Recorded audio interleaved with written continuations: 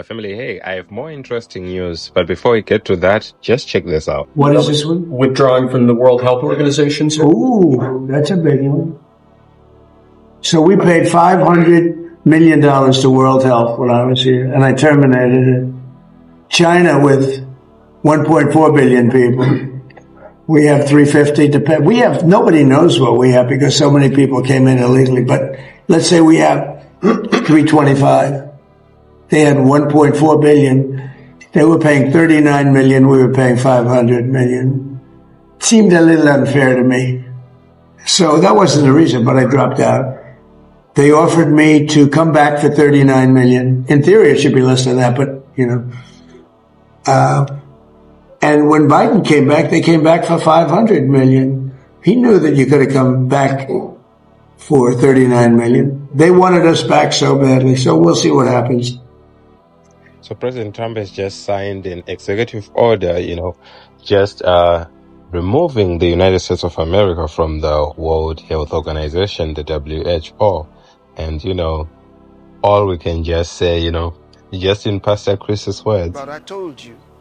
Yes, he told us, he was right all along. And everything that President Trump is actually doing is showing that when Pastor Chris was sharing all these things he was sharing during the Your Love Vote specials, doing all these exposures and teaching us a lot of stuffs, he was right, bang on the money.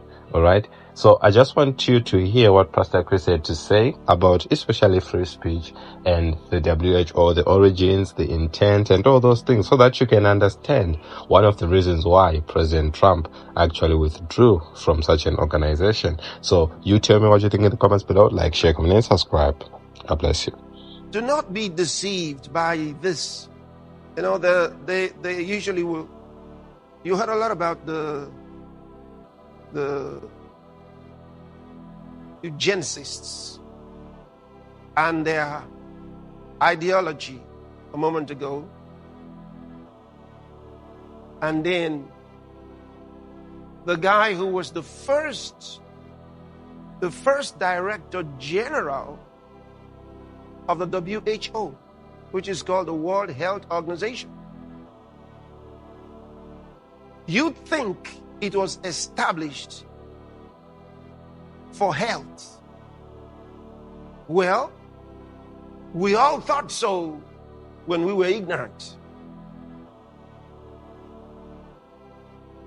until we started learning some more and discovered that what their publicly stated goals are very different from their agenda. He stated that the priority of the World Health Organization, the WHO, is, you just heard it. Before, this man is called Dr. George Brook Chisholm, as his name, the first Director General of the WHO. He began working on the idea for the establishment of the WHO from 1945. In 1948, he became the first Director General. A year before then, he stated that the weaponization of biology was important for nations. I'm not quoting him there. It's the substance of what he said. Because he praised the idea of nations weaponizing bacterial, how did they call it? Bacteriology. Can you imagine that? And that is the study and the use of bacteria as weapons of war. So you're dealing, this is before he became the Director General. Yes. never stopped the idea, and was more of an atheist because he condemned religion in its totality at his old age.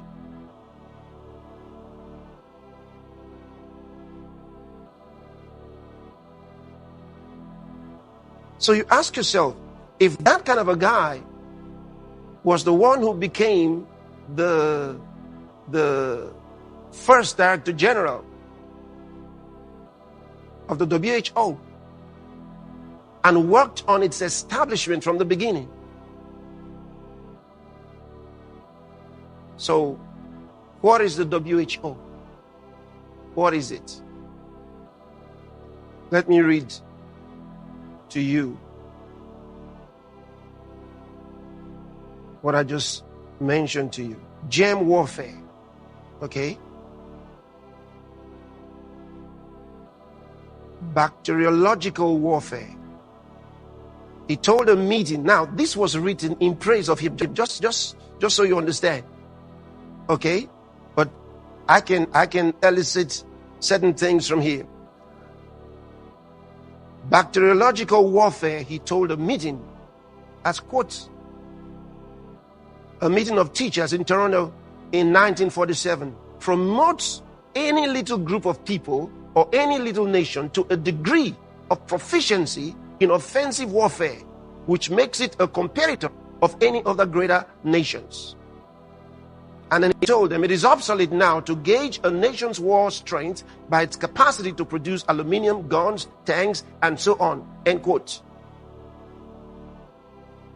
All right?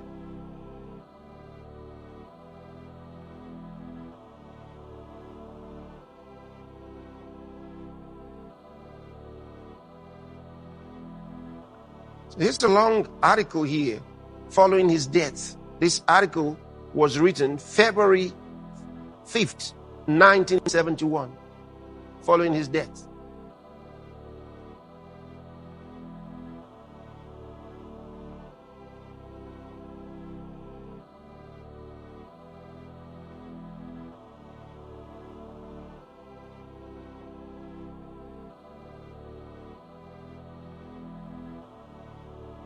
So we should not be deceived by, when you're told about the United Nations holding a meeting, a general conference, or the World Health Organization holding a meeting, don't be deceived by their Hegelian dialectical.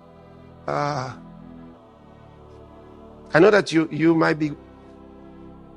Sometimes we listen to them, and they say that they want to help solve problems. Their dialectical interlocutions have nothing to do with problem solving. They don't solve problems. They create them.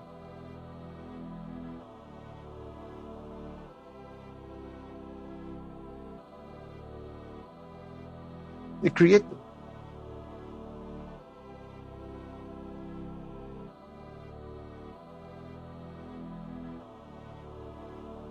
I'm going to read a few verses to you. Just remember, they as part of their deception, they declared war on free speech, a war which they lost before it started. Hey everyone, I want to talk about something important today, because it's time to get back to our roots around free expression on Facebook and Instagram. But a lot has happened over the last several years. There's been widespread debate about potential harms from online content. Governments and legacy media have pushed to censor more and more.